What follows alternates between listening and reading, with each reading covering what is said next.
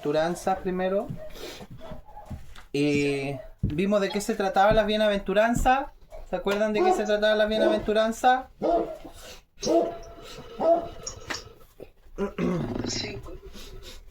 Sí, vimos capítulo 5, vimos la bienaventuranza, vimos lo que significaba la sal de la tierra y la luz del mundo, ¿cierto? Las bienaventuranzas tienen que ver con la naturaleza que nos habita hoy día y que Dios no le demanda nada al hombre, ¿cierto? Sino que todas estas demandas se pueden realizar como utilizando la vida divina, la vida que nos habita, la vida interior. Luego somos nosotros la sal de la tierra, la que le damos el sabor, la que preserva la vida, la luz de este mundo, ¿verdad? Y Jesús y la ley, que Jesús no vino a abrogar la ley ni los profetas, sino que Jesús vino a cumplir la ley. ¿Cuál ley vino a cumplir? La ley de Dios, ¿cierto? La ley antigua. O sea, toda la ley que está en el antiguo pacto, Jesús no vino a decir, ya, esta ley hay que eliminarla, ya no sirve. No, Él vino a ¿qué? A elevar la ley. Porque la ley era deficiente.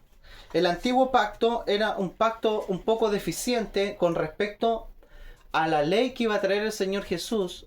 ¿Para quiénes? Para los ciudadanos del reino que Él está estableciendo. Dios está estableciendo un reino de personas que son creyentes, que son nuevas criaturas y que están portando una nueva vida, que somos cada uno de nosotros. O sea, cada uno de nosotros, hermano, no solamente Dios nos vino a salvar, Dios no nos vino solamente a dar a librarnos, ¿cierto?, del infierno, a darnos una salvación y un lugar en el cielo para siempre, jamás, listo. No, Él vino a depositar una vida en cada uno de nosotros para que nosotros podamos vivir conforme hoy día a una ley, miren hermano, que está establecida en este reino, porque todos los reinos de la tierra tienen leyes, todos los países del mundo tienen leyes, tienen distintas leyes que tienen que cumplirse. Aquel que infringe la ley, ¿cierto?, está expuesto a juicio, ¿ya? Todo lo que violan una ley estamos expuestos a un juicio. Entonces, hoy día nosotros somos salvos, ya no luchamos por la salvación porque la salvación es de una vez y para siempre. Lo dice Hebreo 9:14, lo dice también lo dice en el libro de Romanos, que fuimos salvos de una vez y para siempre. El libro de Efesios dice que por gracia fuimos salvos, o sea que no hay ningún mérito humano, sino que de una vez y para siempre Cristo se presentó de una sola vez con una sola ofrenda y nos hizo perfectos para siempre. ¿Ya? Amén. Nos luchamos con la salvación. Amén. Ahora somos salvos, ninguna condenación hay para los que están en Cristo, pero ahora, miren, Cristo viene a establecer un reino a la tierra. Este reino que viene a establecer tiene que ser vivido no con la vida natural, con la vida caída que teníamos, sino que el Señor nos viene a dar a conocer a nosotros que ahora tenemos una nueva vida. Y esta nueva vida es la que tenemos que echar mano y utilizar para poder satisfacer los requisitos de este reino. ¿Cuándo se va a establecer este reino? Bueno, hoy día ya estamos viviendo en este reino, tenemos la realidad en nuestro interior. Cristo viviendo en nosotros. Cristo, la esperanza de gloria, dice Colosenses. Pero un día todo lo que vivimos se va a manifestar. En la tierra, miren, después del arrebatamiento, Cristo nos levanta su iglesia y se viene un periodo de 1000 años de gobierno de Cristo en la tierra. ¿Ya? Entonces la Biblia habla de dos reinos. Habla del reino de Dios y habla del reino de los cielos. Cuando Cristo da la bienaventuranza, Él está hablando de ¿qué? Del reino de los cielos. No está hablando del reino de Dios. Y el reino de los cielos es un espacio que se va a vivir, hermanos, antes de entrar a la eternidad futura, que va a ser un periodo de 1000 años que se llama el milenio. En este periodo, Cristo va a gobernar la tierra con vara de hierro y va a gobernarla con justicia, con equidad, y todos nosotros los hijos de Dios vamos a ser participantes de este reino, siempre y cuando, miren hermanos, siempre y cuando vivamos conforme a lo que Cristo está estableciendo en el capítulo 5 de Mateo, capítulo 6 y capítulo 7. Estos capítulos son fundamentales porque aquí Dios establece, miren hermano, Dios establece la constitución de su reino. ¿De qué se trata? ¿Cómo hay que vivir? ¿Qué es lo que hay que hacer? Porque una cosa es tener la salvación que no fue por mérito de nosotros, sino que Dios nos salvó de una vez y para siempre. Es un regalo. Pero ahora, dice la Biblia, que nosotros vamos a poder gobernar con Cristo, vamos a poder reinar siempre y cuando nosotros seamos victoriosos. ¿En Mateo cuánto me dijo, hermano? ¿5? Mateo capítulo 5, 6 y 7. 6 y 7. En esos capítulos. En esos capítulos está la constitución del reino. ¿Ya? Entonces, Cristo nos está diciendo a nosotros ahora que yo no vine a abrogar esta ley, la ley antigua, sino que vine a cumplirla. Pero más que cumplirla, vine también a elevarla, porque estaba muy deficiente. Entonces, lo primero que empieza a hablar el Señor Jesús, que empieza a hablar con dos temas, miren hermano, que son muy importantes y que es lo que más les cuesta hoy día, nos cuesta a cada uno de los hijos de Dios, que tiene que ver con el enojo y tiene que ver con la lujuria. Son dos temas fundamentales que hoy día, miren, atacan a cada hijo y a cada hija de Dios todo el tiempo, todo el tiempo, todo el tiempo. Y Jesús es lo primero, miren hermano, que expone, es lo primero que da a conocer para que nosotros podamos utilizar la vida divina y poder vencer estas dos cosas. Entonces lo primero que dice Jesús y la ira en el versículo 21 de Mateo capítulo 5, versículo 21, Jesús dice lo siguiente, miren. Oísteis que fue dicho lo antiguo, no matarás. O sea, había una ley en el antiguo pacto, ¿cierto? Y esta ley era una ley externa que cualquiera la podía cumplir. O sea, una persona que no matara era una persona buena, porque no mataba, ¿verdad? Con el hecho de solamente cumplir la ley de lo que estaba establecido, una persona podía ser catalogada de buena. Pero ¿qué pasa con lo interior, con el interior, con el sentimiento? ¿Qué pasa con el enojo, con la rabia, con la ira que siento en contra de esa persona? Cuando una persona mataba con alevosía, era condenada. Pero cuando una persona mataba por matar, igual era condenada. Pero el tema es que ¿quién condenaba la actitud? ¿Quién condenaba ¿cómo se llama esto? Intención. La intención con la que se hacía. Entonces, mire lo que dice el Señor Jesús. Dice, oíste que fue dicho a lo antiguo, no matarás. Y cualquiera que matare será culpable de juicio. Cualquiera. Pero yo os digo, o sea, Él viene a establecer, miren, viene a elevar esta ley. Y dice, pero yo os digo, o sea, ¿quién? Yo, Sí. Jesús. ¿Por qué? Porque miren, todo esto es para entrar al gobierno milenial, es para poder entrar al reino de los cielos. Pero yo digo que cualquiera que se enoje contra su hermano, miren, será culpable de juicio, al tiro. Cualquiera que le diga necio a su hermano será culpable ante el concilio, y cualquiera que le diga fatuo quedará expuesto al infierno de fuego. Terrible. O sea, Cristo, miren hermano, ahora ¿qué está atacando? No está atacando la acción. No está atacando ahora el resultado que era matar a una persona, sino que está atacando la raíz. ¿Por qué? Está atacando de dónde viene eso, porque el problema, hermano, de los seres humanos no está en las cosas que hacemos, sino de dónde provienen. Sí. Porque ¿de dónde provienen las mentiras? ¿De dónde provienen las guerras, la ira, el enojo? ¿De dónde provienen las palabras deshonestas? ¿De dónde provienen los falsos testimonios? ¿De dónde vienen las guerras? ¿De dónde viene todo eso? Del corazón del hombre. O sea, Cristo empieza a atacar, miren, la raíz del problema, empieza a atacar, pero donde está, donde hay que poner el haya por mano. ¿Cierto? Porque es fácil cumplir la ley, mucha, no matando, po. ¿Y qué pasa con tu enojo? Hoy día dentro de las iglesias hay mucha gente que está enemistada con sus propios hermanos, que no puede aguantar. Es más, miren hermano, hay dichos que cuando uno se va a congregar, o se iba a congregar antes a ciertos lugares, le enseñaban a uno, hermano, usted aquí no viene por los hermanos, usted viene por Dios. ¿Cierto? Y mutilan ¿y qué pasa con la vida de iglesia?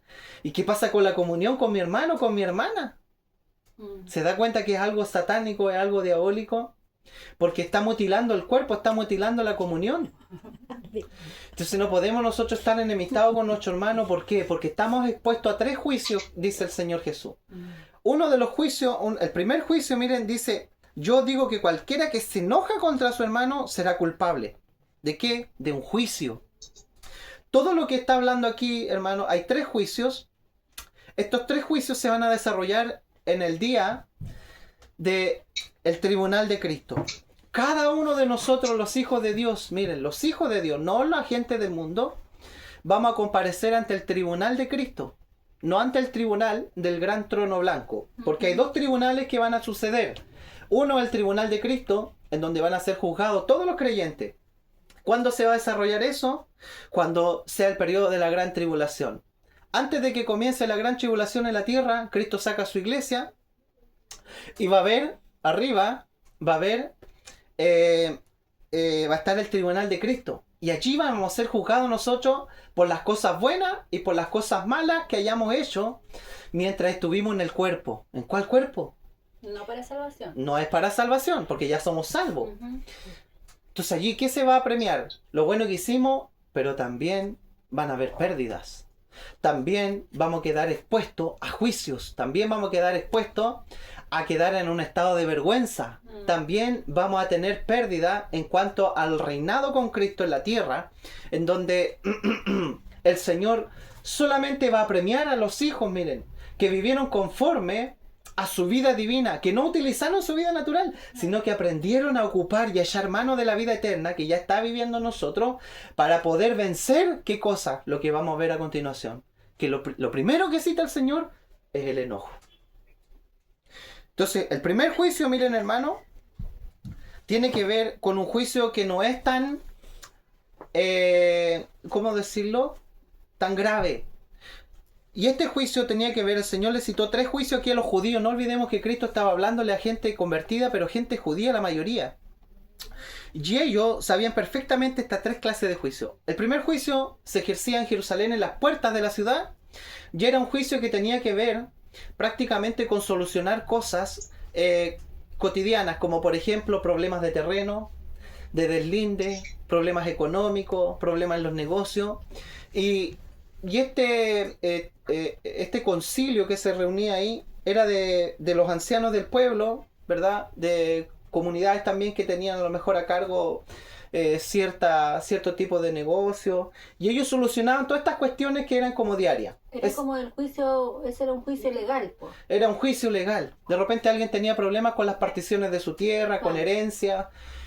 Y se hacía un juicio y se determinaba si alguien era culpable o no, para darle, ¿cierto?, una salida al que era inocente. Ya, no era un juicio tan expuesto, ¿ya? Sí. Pero igual habían pérdidas para el que salía perdiendo. No todo era ganancia. Unos ganaban y otros perdían. Siempre en un juicio va a haber uno que gana y uno que pierde. Siempre. Pero nosotros los hijos de Dios, hermano, miren, podemos tener pérdida, sí, y podemos tener ganancias también, pero no está en juego nuestra salvación, porque nuestra salvación ya está ganada. Un regalo, es un regalo de Dios. Y eso, y el premio, miren, no está sujeto a una condenación, a un juicio. Claro. ¿Qué está sujeto a un juicio? El cumplimiento de una ley. Pero la salvación no es por ley, no es por obras, no es por justicia, es por gracia de Dios. A cada uno de nosotros, un regalo del Padre. Amén. Entonces el primer juicio tenía que ver con algo un poco leve. Pero miren, sigue diciendo, y cualquiera que le diga necio a su hermano, miren, aquí ya se va. Cualquiera que le diga necio a su hermano será culpable ante el concilio. Aquí usa la palabra idiota. Claro. Necio significa, claro, en hebreo significa raká, que quiere decir eso, tonto o estúpido. O una persona, ¿cierto?, que no tiene razón, que no razona, que no piensa. Entonces lo empieza a menospreciar a su hermano. ¿Qué pasa con esta persona? Va a quedar expuesto a otro juicio, que es un juicio un poco más acelerado. Y aquí el Señor Jesús cita el que queda expuesto ante el concilio. El concilio era el Sanedrín, donde estaban ¿quiénes? Los sumos sacerdotes, los ancianos, ¿verdad? La gente religiosa. Y ellos llevaban a cabo, miren, juicios que tenían que ver con la cultura judía y que tenían que ver con el sistema religioso, con su sistema eclesiástico. Entonces, por ejemplo, de repente ellos tenían la facultad, ellos como entidad del concilio, del Sanedrín, como los sumos sacerdotes, ellos tenían la autoridad de repente de expulsar, de excomulgar a cristianos, a hijos de Dios, de repente por ciertas situaciones. Por ejemplo, hubo un hombre que nació ciego. ¿Se acuerdan del cieguito que nació? Y Jesús iba pasando por las calles y sus discípulos le dijeron: Señor, ¿quién pecó? ¿Este o sus padres para que haya nacido ciego? Y el Señor le dijo: no, si él nació así, para que la gloria de Dios se vea en él. El hombre fue ciego. En resumidas cuentas, o sea, el hombre era ciego y en resumidas cuentas fue sano. ¿Qué pasó? Vinieron los tipos, ¿cierto?, a interrogarlo. ¿Quiénes vinieron? Los sacerdotes, vinieron los fariseos. Y le preguntaron a sus papás: oye, ¿es verdad que este nació ciego o no? Sí, pero pregúntenle a él, pues si él ya tiene edad. ¿Por qué le tenían miedo? Porque ellos tenían la capacidad de poder echarlos a ellos, porque ya estaba prohibido que nombraran a Jesucristo, que lo siguieran a él.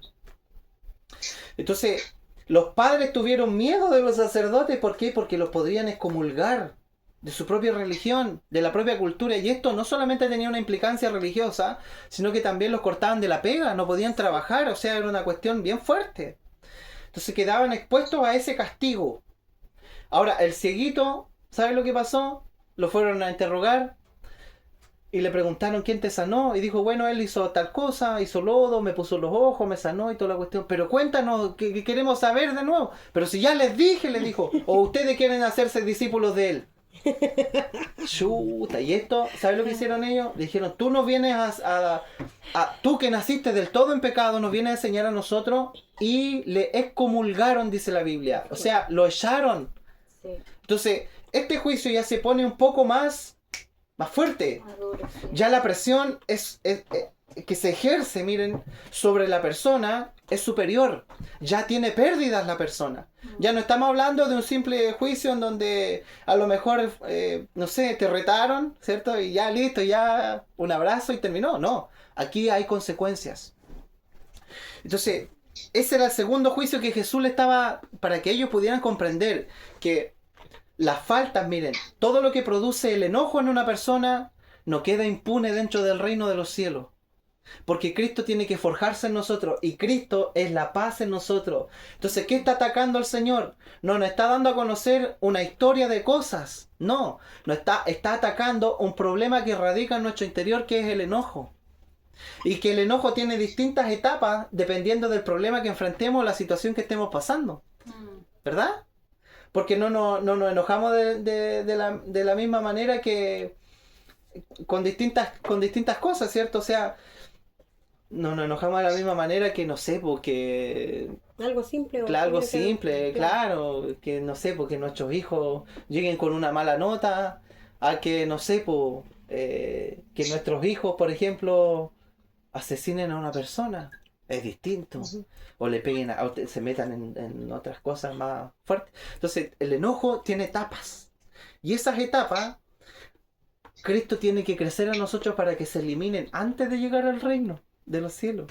Porque si llegamos al reino de los cielos, en el tribunal de Cristo, vamos a ser expuestos a juicio. Vamos a tener pérdidas. Y podemos tener pérdidas dependiendo de las cosas que hagamos dentro del cuerpo. ¿Ya? Entonces esto es importante que lo sepamos, hermano. Miren, estas cosas, estas cuestiones, nunca nos han dicho estas cosas, ¿cierto? Pero nosotros queremos ser vencedores, queremos reinar con Cristo, la tierra. Amén. Porque es un tiempo de gloria, es un tiempo, miren, de recompensa para los hijos de Dios. Para los que se negaron a sí mismos, para los que tomaron su cruz, para los que aunque cayeron, volvieron a levantarse y volvieron en pos de Cristo y dijeron: Señor, yo te sigo a pesar de mí, me caí, te pido perdón, me tomo de la sangre de Cristo, me limpio todo pecado y sigo caminando, porque no hay otra clave para seguir, miren, al levantarse de cualquier problema, que seguir en pos de Cristo. Y el tercer juicio, miren que cita el Señor, dice: y cualquiera que le diga fatuo quedará expuesto al infierno de fuego. Esto ya es más grave. O sea, ¿qué es lo que es fatuo? Aquí dice maldices. Y si maldices a alguien, Usa la palabra donde Exactamente. O sea, tenemos la capacidad también en nuestra vida natural, estando dentro del cuerpo, miren hermano, de poder maldecir a alguien, de poder llamarlo rebelde, de poder decirle a alguien, tú ya no tienes vuelta, Dios ya no puede hacer nada contigo, tú ya no tienes salvación, tú te mereces el infierno. O sea, este enojo ya es un enojo, miren hermano, que nace con toda la fuerza del mal en nosotros. No nos olvidemos que Pablo dijo que yo hallo esta ley, que el mal está en mí, dijo el apóstol Pablo. Entonces, no es una cuestión, miren, tan simple de asimilar, tan simple de masticar. El enojo es una cosa que Cristo es lo primero que ataca cuando se trata de nosotros poder entrar al reino de los cielos. Ya estamos en el reino de Dios. Todos nosotros, una vez que nos arrepentimos, nos entregamos a Cristo, entramos al reino de Dios. Pero ahora entrar al reino de los cielos va a tener un costo. No cualquiera va a entrar allí. ¿Por qué dice, y cualquiera que le diga fatuo quedará expuesto al infierno de fuego? Esta palabra infierno de fuego, cuando utiliza el infierno, la palabra infierno al Señor Jesús en la Biblia, se refiere a la gehenna. ¿Qué era la gehenna? La gehenna, miren, era un lugar que se llamaba el Valle de Hinnom. Y todos los judíos conocían que era el Valle de Hinnom, que queda a los pies del monte Sinaí, donde que estaba a las puertas de la salida de Jerusalén. Y en este valle, ¿sabe lo que se hacía? Los antiguos le sacrificaban sus hijos al dios Moloch. Y allí se hacían sacrificios humanos, se hacían sacrificios a los ídolos. Y más tarde este lugar, este valle de Hinnom, pasó a ser el basural de Israel. Y allí, ¿sabe lo que se hacía? Se quemaba la basura y había fuego día y noche, todo el tiempo.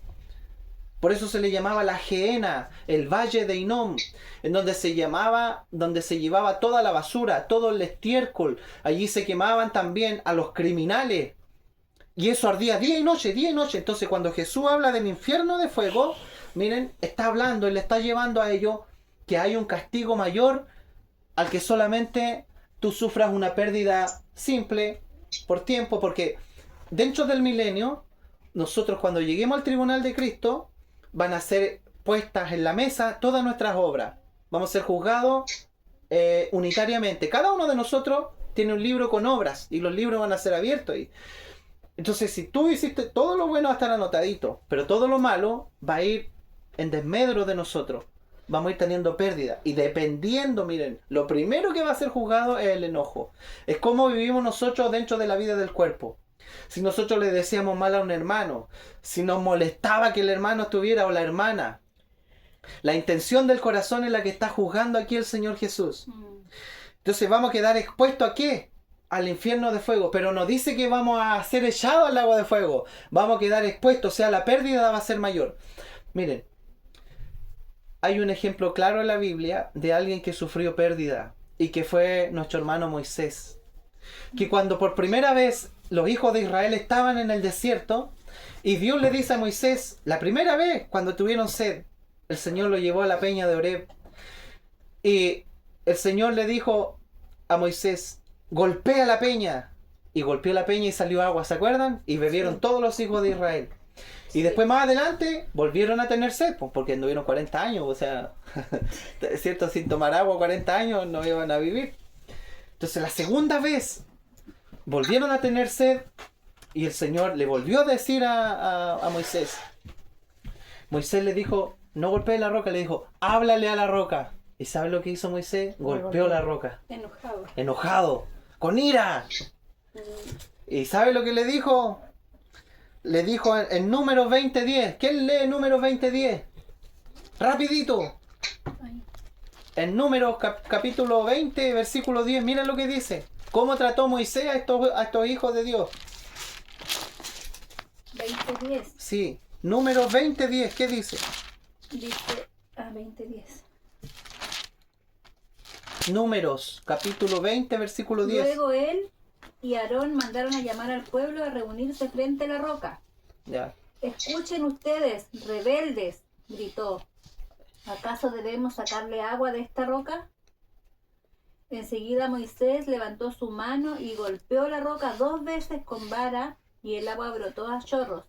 Así que toda la comunidad y sus animales bebieron hasta saciarse. ¿Ve? ¿Qué les dijo Moisés a los hijos de Israel? Rebeldes. Rebeldes. Pero acá está la sentencia que quedó, o no sé si será Sí. sentencia en el 12. Gigi, lee el 12. Dale nomás, porque dale. Ya léelo, ¿no? Ya, y Jehová dijo a Moisés y a Aarón, por cuanto no creísteis en mí para santificarme delante de los hijos de Israel, por tanto no meteréis esta congregación en la tierra que le he dado. Ya. Entonces, ¿qué está hablando? Miren, Moisés, ¿qué hizo? Moisés se enojó. Moisés tuvo ira, tuvo rabia. ¿Y sabe lo que hizo con su ira, con su rabia? Dejó un mal testimonio de Dios. ¿Por qué? Porque Dios le dijo a Moisés, háblale a la roca. Y Moisés golpeó la roca. Y golpeó con ira. Y dijo, beban agua ahora, rebeldes. Beban, malditos, beban. Ustedes que nunca van a cambiar. Ustedes que Dios lo ha traído por cuanto. Y me tienen cabreado. Y estoy chato de ustedes. Desobedientes, rebeldes, no tienen vuelta ustedes. Se merecen el infierno. Esta es la palabra fatuo. Que en hebreo significa moré. Que es una palabra para menospreciar a tal punto de utilizar toda mi ira proveniente del mismísimo infierno, miren, para tratar a una persona que está dentro del cuerpo, que es mi propio hermano. ¿Qué pasa con esto? ¿Lo dejará Dios así? No. ¿Qué pasó con Moisés? ¿Qué recibió? Tuvo pérdida. Quedó expuesto, miren, a la gehenna. ¿En qué sentido? Que Dios le dijo a Moisés, por esto que tú hiciste, tú no vas a entrar a la tierra prometida. Y no entró. ¿Y sabes lo que hizo Dios? Lo llevó a un monte alto. Cuando ya estaba a punto de morir, en aquel monte que murió Moisés, solamente Dios le permitió ver la tierra prometida, pero nunca entró. Sí. Simplemente por ese hecho. Imagínense. Que parece muy simple. Que parece muy Porque- simple. Porque cualquiera diría, pucha, Moisés tenía razón de estar enojado, pues si la gente vivía reclamando. Pues. Pero es que a la vida natural es obvio, po. Sí, po. ¿Sí o no? Si una persona todo el tiempo te está desobedeciendo, todo el tiempo, Está cuestionando y cuestionando te está a Dios. cuestionando, está preguntándote, está causando en ti que reacciones de una manera. Es como cuando uno dice, bucha hermano, bucha, yo quiero amar al hermano, pero el hermano no colabora, po, ¿cierto? El hermano no colabora mucho, po, ¿cierto? No colabora para nada. No colaboran mucho, po, pero no es problema del hermano. El problema es mío, po. O sea, Cristo, ¿a quién le está exponiendo? ¿Qué está buscando Jesús con todo esto? Miren, no está buscando que nos sintamos con miedo porque a lo mejor vamos a quedar expuestos al infierno, no, porque no vamos a ir al infierno. ¿Qué está buscando? Exponer nuestra vida natural. Sí. Que en un momento determinado seríamos capaces de matar a alguien, por mano. Porque nuestra vida natural tiene que ser exterminada. Por eso la Biblia dice, Jesús dijo, en el reino de Dios no va a entrar ningún fornicario, ningún hechicero, ningún idólatra, ningún borracho, ningún enojón, también dice. Nadie que tenga ira va a entrar a este reino. ¿Por qué? Porque este reino solamente, miren hermano, va a fluir de acuerdo a la vida divina entregada por Dios en nuestro interior. No va a haber nada allí de la vida humana natural caída. Entonces lo primero que ataca el Señor es lo que más nos cuesta a nosotros controlar, manejar. Lo que más nos cuesta subyugar y que la vida de Cristo consuma esto. Es difícil, ¿verdad? Entonces cuando habla del infierno de fuego, está hablando de la gehenna de fuego y que podemos quedar expuestos. ¿Qué significa? Que un día cuando seamos presentados al tribunal de Cristo en los cielos, miren, vamos a ser recompensados o también vamos a sufrir pérdidas. ¿Podemos sufrir pérdidas? Sí, sí podemos tener pérdidas. ¿Dónde dice que podemos tener pérdidas? Lo dice en Corintios. Espérenme, hermano, a ver. Yo lo había anotado. 1 Corintios 3.15. 1 Corintios 3.15. Mire lo que dice la escritura aquí, hablándole a los Corintios. 1 Corintios 3.15. Dice así, miren. 1 Corintios 3.15. Si la obra de alguno se quemare, él sufrirá pérdida. Si bien él mismo será salvo, aunque así como por fuego. O sea, Será salvo aquí. ¿será Es salvo? Sí. ¿De qué está hablando aquí? Está hablando, miren, de las personas que utilizaron para construir, para edificar su vida, utilizaron distintos tipos de materiales para edificar su vida mientras estuvieron en el cuerpo. ¿Cuáles son los posibles materiales para utilizar y construir y edificar nuestra vida dentro del cuerpo? Primero está el oro, la plata y las piedras preciosas. ¿Qué tiene que ver el oro? El oro representa la vida divina. Las piedras preciosas representan las obras de el Señor Jesucristo junto con la plata y la obra del Espíritu Santo. Entonces, ¿qué hacemos nosotros? Utilizamos la vida divina y utilizamos las obras de Cristo para edificar nuestra vida. No utilizamos nuestro combustible, no utilizamos nuestra sabiduría, no utilizamos nuestro comportamiento, nuestra conducta para poder edificar y ser mejores personas. No. Utilizamos la vida divina. Utilizamos el oro, la plata y las piedras preciosas. ¿Por qué? Porque un día las obras van a ser puestas por fuego. Y si utilizamos madera, heno y hojarasca, que representan utilizar la vida natural, utilizar el esfuerzo humano, la justicia propia, miren, un día Dios va a pasar todas las obras de los cristianos por fuego. Va a haber un fuego que va a probar tu obra como hijo de Dios. ¿En qué estabas construyendo? ¿Qué edificaste mientras estuviste en el cuerpo? ¿De qué manera te edificaste? ¿Utilizaste la vida que te di? ¿Utilizaste la vida divina? Mira, amor, esta versión dice: pero si la obra se consume, el constructor sufrirá una gran pérdida. El constructor se salvará, pero como quien apenas escapa atravesando un muro de llamas. O sea, Chanfleito. se da cuenta que no vamos a perder la salvación. Claro. Porque somos hijos, po. Somos hijos. Pero ¿sabe lo que vamos a tener? Vamos a tener pérdida. Y dice que vamos a ser salvos. O sea, los que van a pasar por esto, porque nosotros creemos que vamos a ser vencedores.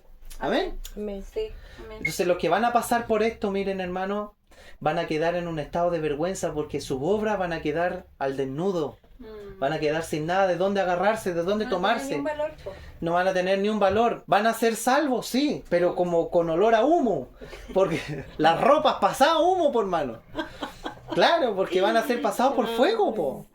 ¿Por qué? Porque siempre se dedicaron a una vida religiosa, a exigirse a sí mismos, a vivir de acuerdo a lo que ellos creían que era edificar. No, tenemos que utilizar lo que Dios nos dio. Dios nos dio herramientas, nos dio materiales para construir. Amén. Y eso es lo que hay que hacer uso. Por eso Pablo le dice a Timoteo, Timoteo, echa mano de la vida eterna, Timoteo, no seas pajarón, como dice el pastor Juan Carlos, ¿cierto? Echa mano de la vida eterna. Está disponible, está dispuesta para trabajar en tu interior y para vencer todo enojo. Toda la fuerza natural que viene de tu ser humano caído puede ser vencido por la vida natural, porque esta vida todo lo vence. Amén. La vida eterna, Amén. la vida puesta en nosotros. Gracias, Amén. Señor. Entonces, ¿somos salvos? Sí, amén. Sí, pero quedamos expuestos ¿a qué? A la gehenna, a sufrir pérdida. Por eso, mira, esto tiene que quedar claro. Apocalipsis 2.11, ¿qué dice Joana? Sí. Apocalipsis 2.11, mire, también lo vamos a probar ahí, ¿ya? 2:11 dice: el que tiene oído, oiga lo que el Espíritu dice a las iglesias. El que venciere no sufrirá daño de la segunda muerte. O sea, ¿qué es la segunda muerte? Ay, lo hablamos el ¿Sí? viernes ¿Se acuerda? En realidad, bueno, la semana pasada vimos estas cosas. A grandes rasgos estamos tratando de profundizar. ¿Pero qué es la segunda muerte? Porque la Biblia dice, miren, está establecido los hombres que mueran de una sola vez y luego viene el juicio. O sea, hay una sola muerte, no dice la Biblia, pero aquí está hablando de una segunda muerte, po. Eso va a ser después del juicio. Eso va a ser después del milenio, ¿cierto? Sí. Después del milenio, miren, hermano, todos los muertos van a resucitar. Y se viene el juicio del gran trono blanco, que es el juicio de Dios a todas las naciones. No es para los creyentes, es para toda la gente que no es creyente. Y allí, miren hermano, algunos van a resucitar para vida eterna y otros van a resucitar para perdición eterna. O sea, que en este juicio del gran trono blanco va a haber gente que va a resucitar. Esta va a ser la segunda resurrección, o sea, va a ser la resurrección de las personas, pero algunos van a resucitar para vida y otros van a resucitar para muerte. Pero si ya estaban muertos, ¿cierto? Murieron una vez, están muertos esas personas, pero van a resucitar y van a ser condenados. ¿A qué? A la segunda muerte. ¿Cuál es la segunda muerte? Es que van a ser echados al lago de fuego eterno, a la gehenna. No van a ser expuestos, van a ser echados allí. Ahora, nosotros, dice la Biblia, que el que venza no va a sufrir daño de la segunda muerte. No dice que vamos a ser echados a esta muerte, a esta segunda muerte. Mire, dice que podemos sufrir daño. ¿Cuál es el daño? El daño es temporal y se refiere a que podemos sufrir el daño de no reinar con Cristo en el milenio. O sea, este fuego de la segunda muerte es como que tú no entraste al horno de fuego, pero si estás muy cerca, igual vas a sufrir daño, vas a sufrir quemaduras, pero no estás dentro del horno, estás afuerita. Entonces, ¿qué significa? Que vas a sufrir daño, ¿de qué? De reinar con Cristo en el milenio. Y puedes quedar expuesto a estar 100 años fuera del reino, 500 años, o podemos perdernos todo el milenio sin reinar con Cristo en la tierra. Es terrible, hermano. Para Juan Carlos, 1000 años pasan volando. 1000 años pasan volando. Entonces la gente que esté expuesta a tener pérdida, o sea, va a tener daño de la segunda muerte, es gente que nunca vivió la vida de Cristo. Es gente que nunca utilizó la vida divina. Es gente que vivió la religión. Es gente que vivió en lo externo, que siempre le gustó solamente la doctrina, solamente la religión, solamente se enfocó en el hacer cosas para Dios. Y Dios no está interesado en que hagamos cosas para Él. Dios está interesado en hacer cosas en nosotros. Sí. Amén. Entonces la religión nos enseñó a nosotros a comportarnos de una manera, a autoexigirnos a nosotros, pero Jesús dice, no, ustedes tienen que morir, ustedes están condenados. Ustedes, chicos, ustedes ya no viven. O sea, dense cuenta de que ustedes están en una cruz. Y en esa cruz, ustedes no se pueden bajar de ahí.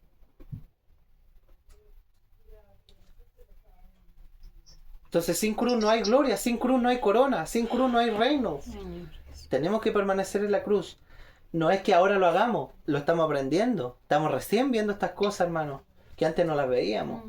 Y que tenemos que empezar a aplicarlas de a poco. Nos va a seguir costando, sí, pero de a poco, Señor, mira, no debía haber hecho esto, quizás no debía haber reaccionado de esta manera, Señor, consume este enojo en mí. No quiero que esté esta ira, que esto me domine, que esto sulfure, que no se ponga el sol sobre tu enojo. ¿Qué significa esto? Que te vayas enojado a dormir y que el otro día salga el sol y se ponga sobre ese enojo. O sea, no puede durar más de un día tu enojo, tu rabia. De eso está hablando. Tiene que terminar, hay que reconciliarse lo más rápido posible, independiente del problema. Porque esto va a afectar, miren, que nosotros tengamos el reinado con Cristo. Si no es algo tan simple, la rabia, la ira, y va en etapas. Señor. Por eso nosotros cuando miremos a alguien que sea difícil de soportar, de aguantar, Señor, no tengas misericordia de él, ten misericordia de mí, Señor. De no cavilar en mi corazón en contra de mi hermano. Porque cuando los hermanos son así o las personas son así, es porque Dios nos está exponiendo a nosotros, no a las personas. Sí, Señor. Nos expone a nosotros. Porque ¿qué ventaja tienes tú si amas a los que te bendicen? Si le haces favores solo a los que te hacen favores. ¿No hacen esto mismo los mundanos, dice el Señor? Sí. Pero no. Tú tienes que aprender a amar a tu... Y eso es lo que vamos a ver a continuación. Entonces, miren, el enojo no es fácil. No es un tema que el Señor pase desapercibido. Y todo, miren, lo está desarrollando en un ámbito de poder elevar la ley antigua que dice no matarás. Sí, pero yo digo, dijo el Señor Jesús, yo digo que cualquiera que se enoje contra su hermano ya es culpable de juicio. ¿Te puede enojar? Sí, pero Entre tanto que vas, arréglate con él. No dejes pasar tiempo. Difícil. Amén. Sí.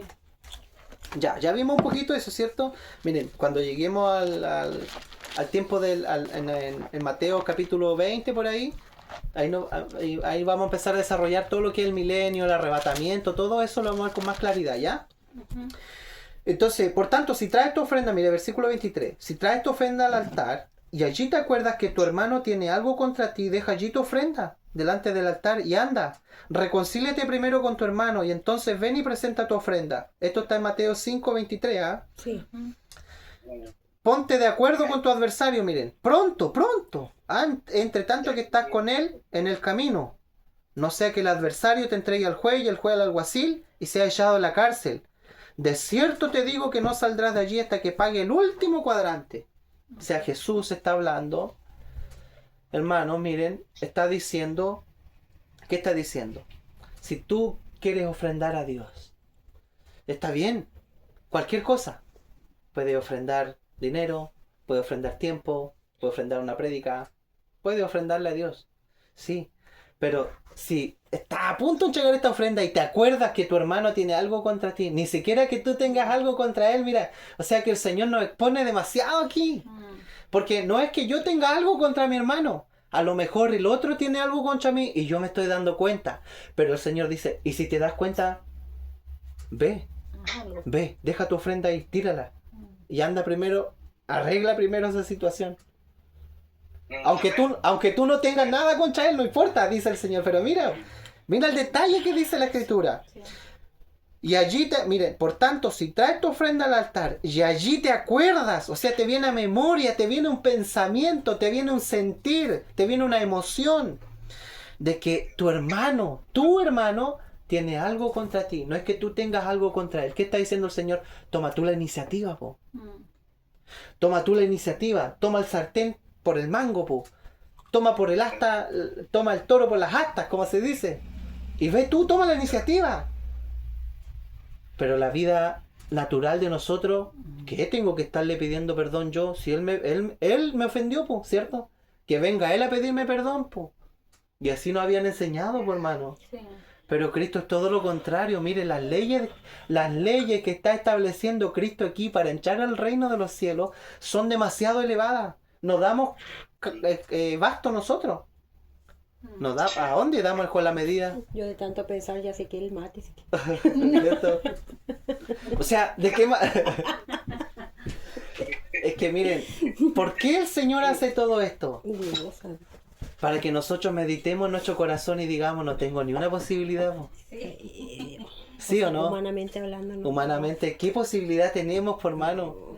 O sea, nos puso la vara tan alta, pero ¿sabe cuál es el peligro? Que la religión te dice, tú sí puedes, po. Tú puedes ser mejor. ¿Sabes lo único que te falta? Es orar más. Sí. Tienes que ayunar. Tienes que hacer más obras para Dios. Y vas a ser mejor. Te vas a dar cuenta. No, mentira del diablo. Nunca vamos a ser mejores. Porque el ser humano, miren, el ser humano tuvo una condenación. Y esa condenación fue la muerte. Sí. La carne no tenía tratamiento, la carne. No. Entonces, ¿qué hace el Señor? Nos lleva a la cruz. Sí. Y lleva al viejo hombre con todos sus actos pecaminosos, con su naturaleza, y lo deja allí clavado en una cruz. Y dice, ahora te va a quedar aquí, pero juntamente conmigo, yo igual me voy a quedar aquí. Pero ahora vamos a resucitar.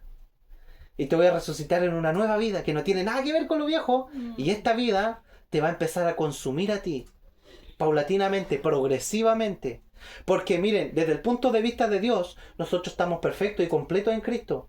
Pero en la práctica estamos viviendo, miren, un proceso, un avance, un peregrinaje en el cual Cristo nos está consumiendo paulatinamente nuestra vida vieja. Lo estamos viendo eso. Y lo estamos viendo. Sí, lo estamos Y viendo. cada vez que vamos, miren, que vamos interiorizando más en la Escritura, nos va llevando más a esta realidad todavía. No es algo simple, no es algo fácil de asimilar en nuestra mente, en nuestro pensamiento. Pero ¿sabe qué? Toda esta realidad, toda esta victoria, toda esta capacidad está en nuestro interior. No está afuera, no está en hacer cosas. No hay que buscar en ninguna parte porque está todo en nosotros, po. Y esto es lo más lindo y precioso, que el Señor no nos quiso exigir nada a nosotros, sino que toda la exigencia la tuvo Cristo, y ahora Él está en nosotros en forma de espíritu, para que lo tomemos Sí. y digamos,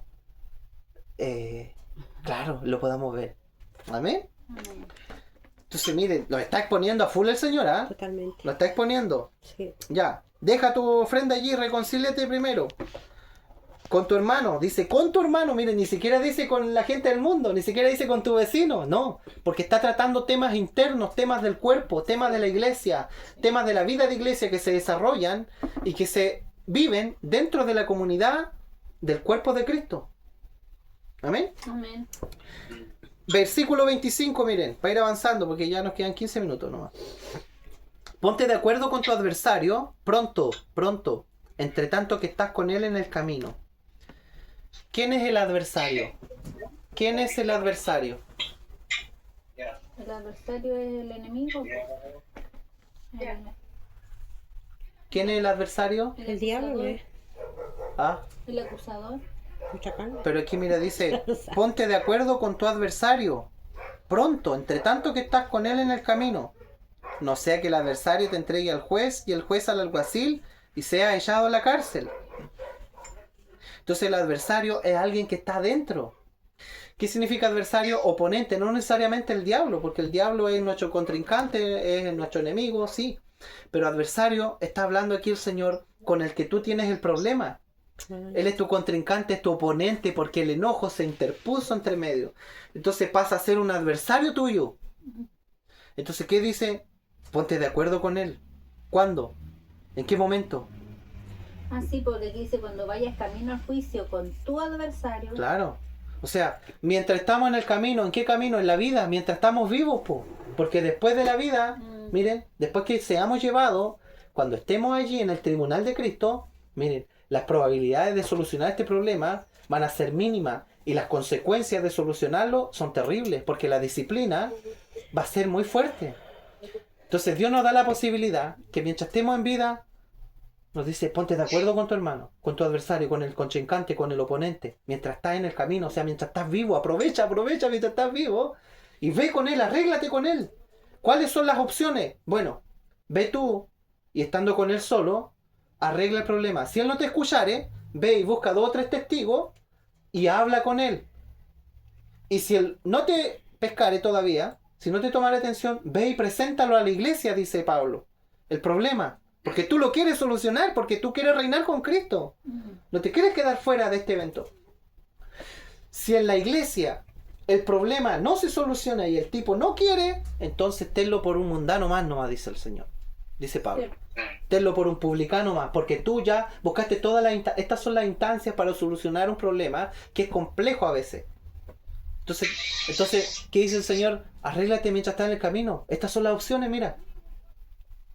Te estoy dando un abanico de opciones que puedes tomar para solucionar. ¿Ya? Amén. Porque, ¿qué puede pasar? Puede pasar que esta persona, miren, le diga a quién, al juez. ¿Quién es el juez? Dios es el juez. O sea, esta persona puede poner el problema a Dios y le puede decir, ¿sabes qué? Mira, mi hermano nunca se acercó a mí. Aunque él igual podría haberse acercado, pero él me hirió tanto. ¿Y Dios qué va a hacer? Miren, el juez te va a entregar al alguacil. ¿Quién es el alguacil? El ángel. ¿Y la cárcel es el lugar de disciplina? ¿Dónde? En el cielo. ¿Va a haber disciplina en el cielo? Sí, hermano. Va a haber disciplina en el cielo. Ninguna condenación hay para los que están en Cristo, pero va a haber disciplina. Entonces, ¿en qué consiste esta disciplina? En no reinar con Cristo y en pagar hasta el último cuadrante. Un cuadrante equivale a un centavo. Un centavo es algo mínimo hoy día. Pero aún así es una ofensa. Y esa ofensa no va a pasar desapercibida en el tribunal de Cristo. Todo va a tener una recompensa, para bien o para mal. ¿Podemos tener pérdida? Sí, podemos tener pérdida. Es terrible, hermano. La semana pasada hablaba que la cárcel eran las tinieblas de afuera También, de sí. fuera del reino. O sea, claro, porque la Biblia habla del crujir de dientes y de las tinieblas de afuera. O sea, dice la Biblia también que estaban las bodas, ¿cierto? En las bodas del Cordero estábamos todos vestidos de blanco. Pero ¿qué pasa? Que llega una persona que no está con vestiduras, pero igual llegó. Ujú. Y entonces llegó el organizador de la fiesta, que es Dios, pues, y le dijo, oye amigo, ¿y tú qué haces aquí? Y dice que él no dijo nada, enmudeció, no tenía qué decir. Porque estaba desnudo, no tenía vestidura, no tenía justicia, no estaba vestido de Cristo. ¿Y sabes lo que hizo el organizador, que es Dios? Le dijo a los alguaciles, átenlo de pies y de manos y échenlo a las tinieblas de afuera. Allí será el lloro y el crujir de dientes, pero no dice que lo va a echar al infierno. Las tinieblas de afuera y el crujir de dientes tienen que ver con el estado de vergüenza que va a quedar el Hijo de Dios por no haberse vestido de Cristo para poder llegar al tribunal y a las bodas del Cordero, porque cuando nosotros seamos arrebatados, hermanos, no solo va a estar el tribunal de Cristo, sino que nos vamos a casar con Dios. Mm, Y en esas bodas tenemos que estar vestidos de bodas, po. claro. Pero ese vestido es Cristo, nuestro vestido. El que no esté vestido con las obras justas de Cristo va a ser echado fuera. No se va a poder casar con Cristo ahí. Va a tener que pasar primero por un tiempo de disciplina Y hasta esa que es la madure. Y eso le puede costar todo el periodo del milenio, hasta que Cristo sea formado en él. ¿Ya? No es lo mismo ser echado al infierno que ser echado a las tinieblas de afuera, en donde va a estar el crujir de dientes. Y hay varios ejemplos más. El tema de las 10 vírgenes igual lo habla lo mismo. Y hay otros temas más, que hay otras partes que igual habla del ser disciplinado. La misma, ¿cómo se llama? La misma mujer de Lot, que fue salva del castigo, pero se convirtió en una estatua de sal, quedó en un estado de vergüenza, no pudo ser digerida por Dios ni por los hombres. O sea, ¿para qué servía? Para nada más. O sea, una persona, miren, que vive sin utilizar la vida divina, que es la que le da el sentido a la vida, todo lo que existe, que es la que preserva la vida, que es la que contiene, miren hermano, el mensaje original de Dios, que fuimos creados a imagen y semejanza. Si nosotros no hablamos esto, nos desvanecemos, porque no tiene ningún sentido nuestra vida cristiana. No tendría ningún atractivo que solamente fuéramos a la iglesia todos los domingos y de ahí en la semana vivamos como mundanos. ¿Qué sentido tiene? No. Por eso dijo el Señor, si la sal se volviera insípida, ya no sirve para más nada. No le sirve ni a Dios ni a los hombres. Sirve para ser hollada. Sigue siendo sal, sí, pero no sirve para nada más, pues. Es terrible. ¿Ya? Y veamos lo último para que terminemos. Entonces, hay una disciplina, sí. Y lo segundo, miren, oíste y que fue dicho, ya, versículo 27, terminemos con esto, ¿ya? Oíste y que fue dicho también, no cometerás adulterio. Pero yo digo que cualquiera que mira a una mujer para codiciarla, ya adulteró con ella en su corazón. O sea, ¿a qué hombre o mujeres también, no tanto a la mujer, pero sí también pasa, Sí, sí. también, no nos hemos pasado de revoluciones con alguien del sexo opuesto? Todos, po. ¿Por qué Jesús dijo esto? Porque en el antiguo pacto, miren, el adulterio era condenado solamente cuando se consumaba. Pero ¿qué pasaba con la intención? ¿Qué pasaba con tu corazón cuando te pasabas de revoluciones? Cuando tenías pensamientos inmundos, sucios con otra persona y estabas casado, porque aquí está hablando de adulterio. El adulterio no se comete cuando tú estás pololeando, se comete cuando tú estás casado en matrimonio. Entonces, cuando un hombre, una mujer está casado, Dios no juzga el hecho de que tú llegues a la consumación del adulterio, sino que juzga la intención. Porque puedes estar adulterando sin necesariamente acostarte con otra persona, pero ya puedes estar adulterando en tu corazón. Entonces, ¿por qué lo hizo? Porque quedamos todos sujetos a esta ley. Todos quedamos bajo condenación. No hay nadie que quede libre de esto. No hay nadie que quede libre del enojo. Todas las personas nos enojamos, todos. Todas las personas nos hemos pasado de revolución con algún hombre, con alguna mujer en algún momento. No hay nadie que esté libre de esto. Y es lo que más golpea al pueblo de Dios. Y es lo más vergonzoso que puede haber, miren, dentro del reino de Dios. Por eso, estas dos cosas, el enojo y el adulterio, o la lascivia, o la lujuria que se le llama, ¿cierto? Son dos cosas intolerables en el reino de los cielos. No van a poder estar ahí. No van a estar los borrachos, no van a estar los fornicarios, ni los adúlteros, ni los mentirosos, ni los afeminados, ni los que se echan con varones. Ningún tipo de esta clase de personas va a entrar al reino de los cielos. ¿Por qué? Porque el reino de los cielos solamente, miren, va a reinar la vida de Dios, la vida divina. Amén. Amén. Y en esta vida no hay ninguna suciedad, ninguna inmundicia. Difícil. Entonces Cristo la llevó y nos encerró a todos bajo condenación con esto. Aquí nos mató a todos. ¿Qué hacemos? ¿Qué hacemos? Bueno, ¿qué hacemos? El versículo 29, el Señor Jesús nos da la solución. Porque usted sabe que Dios no solamente nos expone a lo que nos pueda pasar, sino que Él nos da la salida. Sí, amén. Y de esto es lo rico de Dios, por hermano, que Dios no es un Dios de condenación. Sí. Porque, miren, en el libro de Juan, capítulo 3, versículo 17, dice que Dios no envió a su Hijo al mundo para condenar al mundo, no, sino para que el mundo sea salvo a través de Él. Amén. O sea, Dios no desea condenar al mundo, es más, Cristo dijo, de todo lo que el Padre me dé, no pierda yo nada. O sea, ¿cuál es el deseo de Dios? Que nadie se pierda, po. Amén. Sí. Y que nadie tenga pérdidas, porque todos los materiales y todo lo que podemos utilizar está en la Escritura. Dios la dejó plasmada ahí para nuestro beneficio. Porque ¿qué pérdida va a tener Dios? Nosotros somos los que vamos a perder, pues. Claro, po, ¿cierto? ¿Quién es el que va a perder, Pepe? Nosotros, ¿no es cierto? Amén, po. Sí, pues. Entonces, miren, si Dios nos está dando a conocer todo este abanico de soluciones, tenemos que echarle mano, por hermano. Tenemos que tomarla, empezar a practicarlo, empezar a decir, Señor, yo quiero echar mano de esta vida, me cuesta esto, tú lo sabes, sí, yo lo sé, hijo, pero no puedo. Pero es que esto es lo que estaba esperando que dijeras, po, que tú no puedes, porque realmente tú no puedes, po. Sí. Por eso lo expuse, por eso elevé la ley, por eso la puse en un grado en el cual es tan elevado que tú no puedes llegar, pero yo sí, y yo ahora estoy en ti, y vivo en ti. Y entonces el versículo 29 dice, miren, por tanto, si tu ojo derecho te da ocasión de caer, sácalo y échalo de ti. Pues mejor te es que se pierda uno de tus miembros y no que todo tu cuerpo sea echado al infierno. Vuelve a hablar del infierno, la gehenna, porque va a haber un castigo. Y si tu mano derecha te da ocasión de caer, córtala y échala de ti. Pues mejor te es que se pierda uno de tus miembros y no que todo tu cuerpo sea echado en el infierno. Ya. Bueno, Colosenses 3.5 la Joana y Romanos 8.13 la Jenny, con eso vamos a terminar.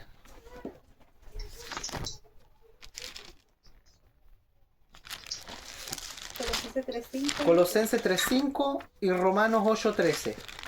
El 3:5 lo tengo. Ya. ¿Qué dice? es Haced morir, hacer morir. ¿Ya? pues, o que lo lean, hermano. Ya, léelo, hermano Héctor. Y ya dice, hacer morir pues lo terrenal en vosotros, fornicación, impureza, pasiones desordenadas, malos deseos, avaricia, que es idolatría. Amén. ¿Qué más dice Romanos 8.13? Dice, pues si viven obedeciéndola, morirán. Pero si mediante el poder del Espíritu hacen morir las acciones de la naturaleza pecaminosa, vivirán. O sea que si vivimos los deseos de la carne, moriremos. Pero si hacemos morir los deseos de la carne mediante el Espíritu, viviremos. Entonces, cuando dice, por tanto, si tu ojo derecho te da ocasión de caer, sácalo. O si tu mano te da ocasión de caer, córtala. No está hablando literalmente. No está diciendo que no miremos. No está diciendo que no hagamos cosas. No. Romanos 8.13. ¿De qué está hablando aquí el Señor Jesús? De que Él nos proveyó una vida. Y en esa vida está el Espíritu de Dios. Y ese Espíritu, miren, lo podemos utilizar ¿para qué? Para hacer morir las obras de la carne. Por eso dice allí en Romanos 8.13 que si vivimos las obras de la carne, vamos a morir. O sea, vamos a tener pérdida. Pero si estas obras de la carne, miren, el deseo, la lujuria, el enojo, los malos pensamientos, las palabras deshonestas, todo lo que nos impida vivir en este reino, miren, si lo hacemos morir mediante el Espíritu, viviremos. O sea, Sí. Dios no nos exige nada a nosotros sobre lo cual Él no ponga su firma, Él no ponga su sello, Él no ponga la solución. Dios puso la solución. ¿Y cuál es? Utilizar el Espíritu para hacer morir todas las obras de la carne. Por eso dice, por tanto, si tu ojo derecho te da ocasión de caer, sácalo. Dice, bueno, utiliza el espíritu, po. ¿Para qué tiene el espíritu? Para que tu ojo no te sea ocasión de caer, po. ¿Para qué el espíritu? Para que tus manos no te sean ocasión de caer. Para que tu caminar sea un caminar justo. Pero utilizando el espíritu, po. Amén. Y el espíritu es lo suficientemente fuerte, miren. La vida divina, nosotros en la vida natural somos débiles, pero la vida divina está capacitada para vencer toda obra de la carne. Amén. Y si no utilizamos el espíritu para hacer morir todas estas cosas, vamos a sufrir pérdida un día en el reino de los cielos. Que el Señor tenga misericordia de cada uno de nosotros. Amén. Amén, hermano. Sí, amén. Y que no tengamos pérdida. Queremos reinar con Cristo. Se nos vienen 1000 años, miren, hermano. Nos vamos arriba al cielo. Cristo nos va a premiar. Vamos a recibir coronas. Vamos a tener bendiciones. Se viene la gran cena en los cielos. Va a haber un matrimonio en donde Cristo se casa con la iglesia. Nos vamos a casar con Él. Vamos a estar con vestiduras blancas resplandecientes. Y después nos venimos como matrimonio con Cristo y la iglesia a reinar a la tierra por 1000 años. Amén. En ese tiempo no va a haber pecado, nuestros cuerpos van a estar glorificados, no va a haber dolor, no va a haber llanto, no va a haber lágrimas, no va a haber enfermedad, no vamos a sufrir, vamos a vivir en una paz constante y eterna para siempre jamás. Con Cristo, aquí en la tierra, miren, se va a restaurar la tierra. Va a comer el buey, va a comer con el león, con el cabrito, con los corderitos, todo junto. Los va a pastorear un niño, dice la Biblia. El niño va a jugar en las cuevas del áspid con las serpientes, no va a haber problema porque todo va a ser restaurado en el reino de Cristo. Y Él va a reinar con equidad, con justicia, con amor a todas las naciones. Y nosotros vamos a reinar con Él. Y este va a ser el premio de haber sido fiel por el Señor. Amén. Y de haber echado mano de esta vida. Amén. Aunque nos cuesta, hermano, con todas nuestras caídas, miren. Dios no nos juzga cuando caemos. Pero Él ve con la intención con la que nos levantamos. Sí, amén. Señor, no puedo, mira, volví a caer. Pero hijo, ¿cuál es el problema? Levántate. Tengo una vida, tengo una victoria. Está asegurada la victoria en tu interior. Utiliza mi espíritu. No estás solo, yo estoy en ti, utilízame. Yo puedo vencer. Porque quiero que tú reines conmigo, quiero que tú tengas bendición, quiero que tú puedas reinar conmigo.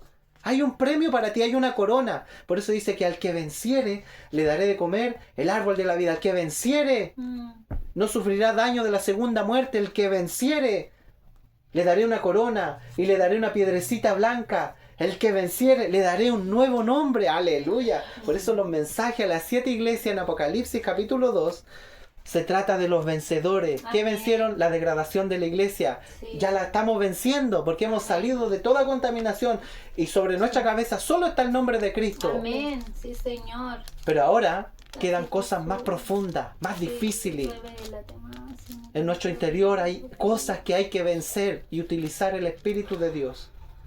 Sí, Amén. Amén. Amén. Le damos gracias al Señor. La otra semana vamos a terminar el capítulo 5 porque lo que viene ya es más rápido y después ya